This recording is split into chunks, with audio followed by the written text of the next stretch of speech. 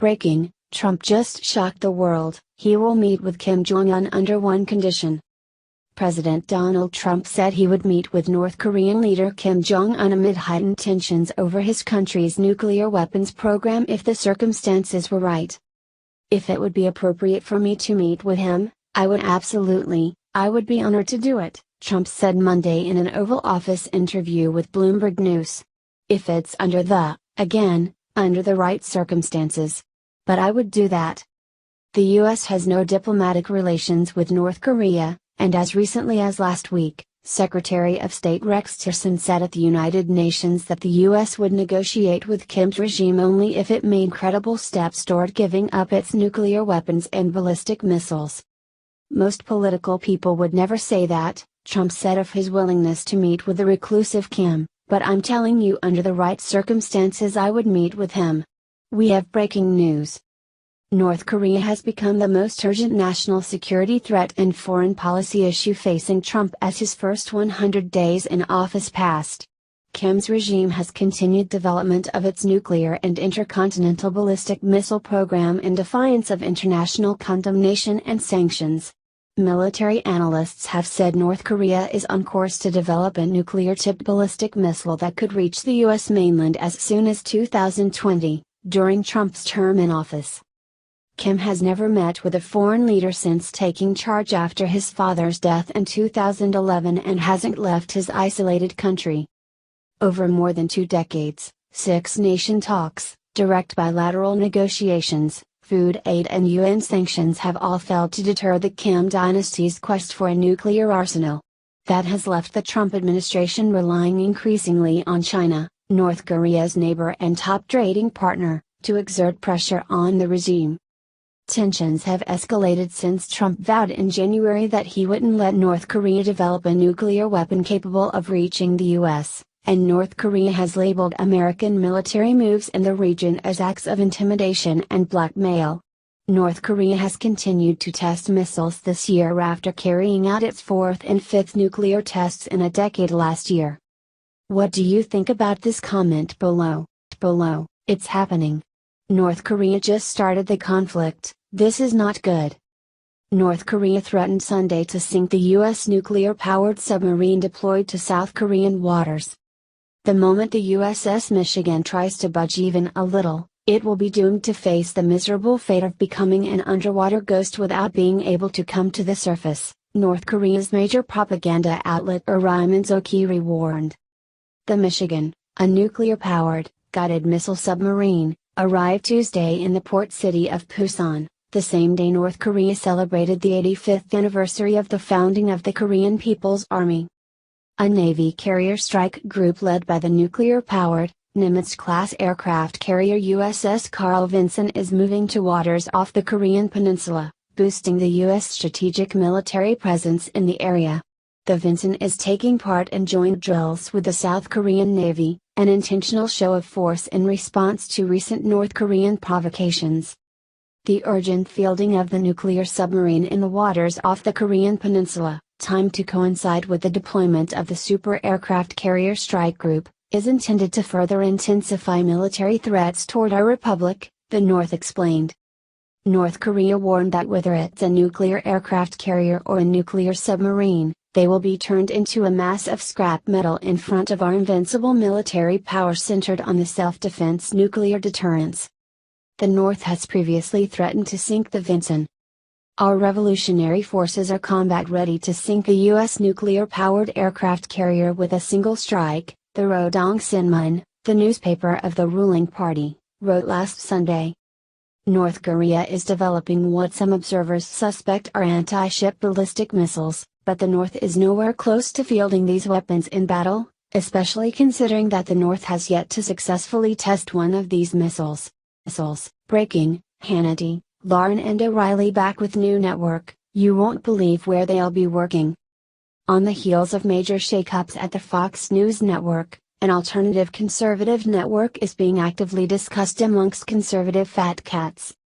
A well-placed source close to the proposal tells Mediaite that serious discussions are underway to create an alternative conservative cable network on the belief that the Fox News network is moving too far to the left.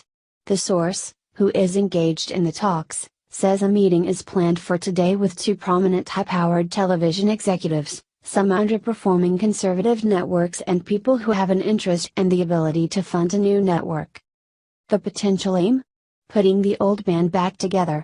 There are certainly plenty of, out-of-work, conservative powerhouses to pick from that could star on a new network, and perhaps even some executives from within Fox News who might be lured by the new opportunity.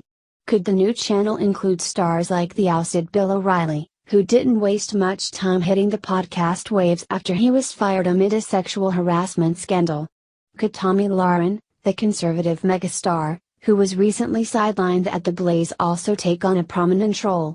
The exact who won't be clear until the deal is more defined, but the source says the pitch is that the network could immediately reach at least 85 million homes.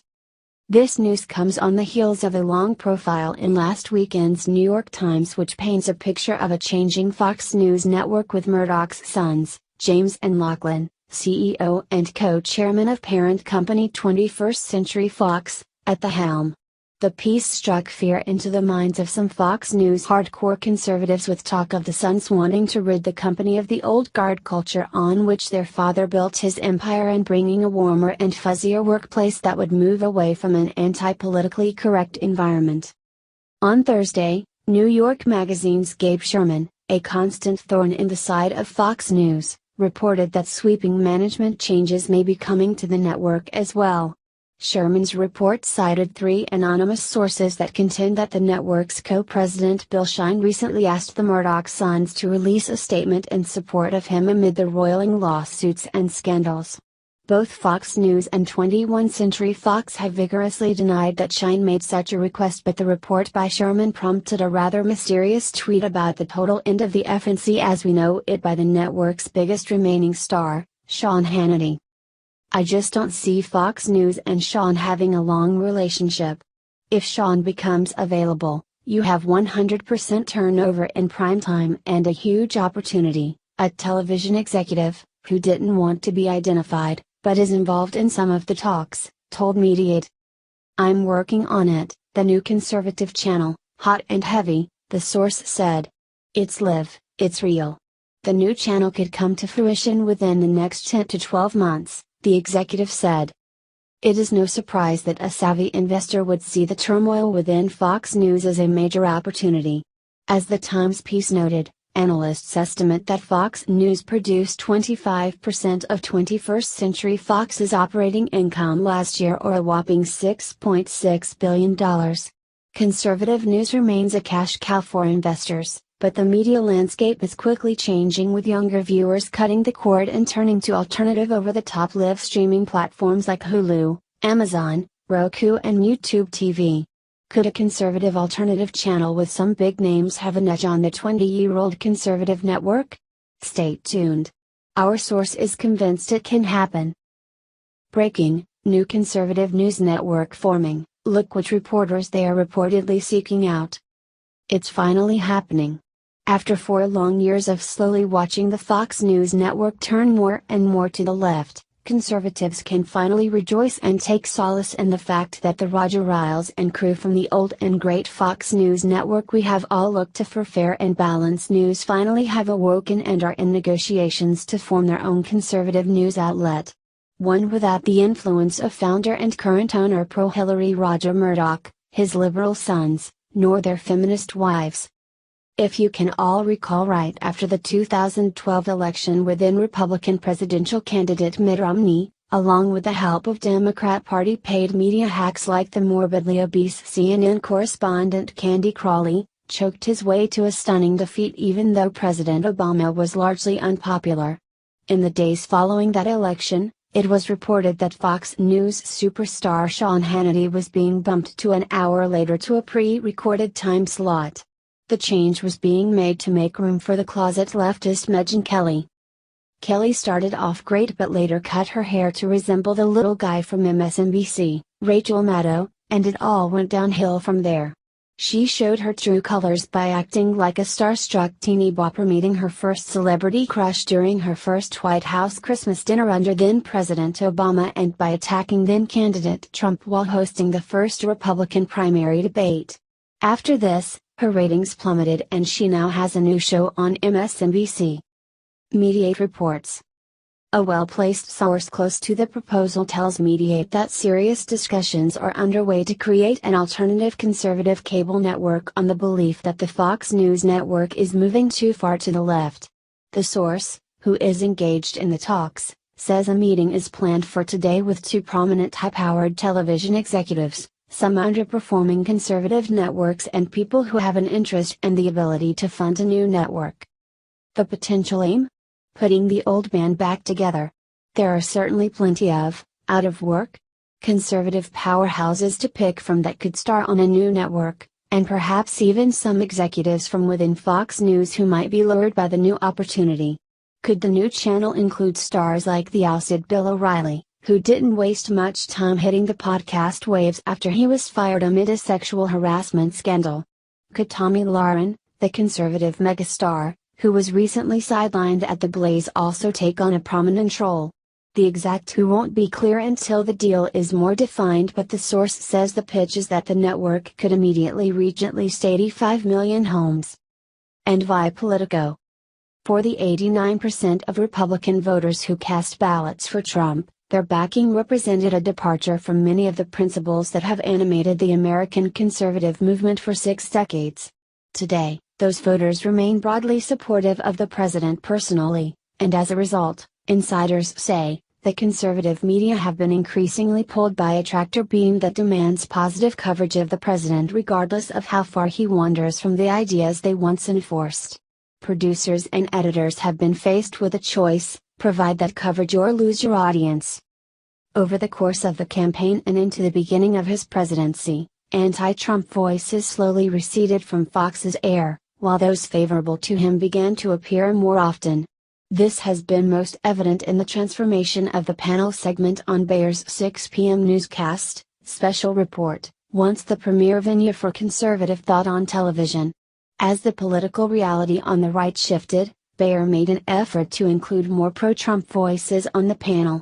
Trump critic Jonah Goldberg of National Review and Weekly Standard editor Stephen Hayes, once fixtures on the panel, began to appear less frequently. The network also declined to renew the contract of George Will, another panelist, and a reliable Trump critic. Trump-friendly pundits like Washington Times columnist Charles Hurt, American Conservative Union Chairman Matt Schlapp and his wife, Mercedes, and Republican strategist Lisa Booth now appear in their stead. In late March, Fox announced it had signed the Federalist's Molly Hemingway, a reliably pro-Trump commentator, as a contributor. Sadly, it seems all this shedding of pro-Trump voices at Fox News came to a fever pitch when Fox News superstar, and most-watched cable news show, of over 20 years, Bill O'Reilly, was fired this past month. He was let go because of unproven allegations of sexual harassment. We know the drill. When a Democrat is accused, he is innocent until proven guilty, but for conservatives, it's guilty until proven innocent, but that the doubt will still linger for life. We know. Whatever happens, one thing's for sure: next book Bill O'Reilly writes will be called Killing Fox News.